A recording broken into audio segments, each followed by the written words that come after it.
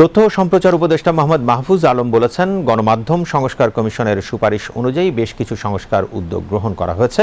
সাংবাদিকদের দায়িত্ব ও সুরক্ষা সংক্রান্ত অধ্যাদেশ প্রণয়নের বিষয়ও বিবেচনা করা হচ্ছে।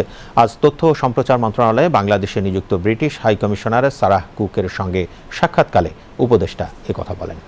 জুলাই গণ অভ্যুত্থানের ঘটনা প্রবাহের তথ্য প্রচারে তথ্য ও সম্প্রচার মন্ত্রণালয়ের কার্যক্রম তুলে ধরে মোহাম্মদ মাহফুজ আলম বলেন, মন্ত্রণালয়ের উদ্যোগে জুলাই গণ অভ্যুত্থানের উপর বেশ কয়েকটি প্রামাণ্যচিত্র তৈরি করা হয়েছে এবং সেগুলো গণমাধ্যমে প্রচার করা হচ্ছে। এর পাশাপাশি জুলাই গণ অভ্যুত্থানের উপর কয়েকটি প্রকাশনাও তৈরি করা হয়েছে।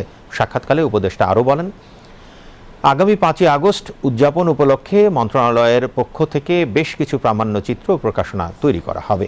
গণমাধ্যমের স্বাধীনতা প্রসঙ্গে উপদেষ্টা বলেন, দেশের গণমাধ্যমের উপর সরকারের পক্ষ থেকে কোনো ধরনের হস্তক্ষেপ করা হচ্ছে না। বর্তমান অন্তর্বর্তী সরকার গণমাধ্যমের স্বাধীনতা প্রতিষ্ঠায় কাজ করছে।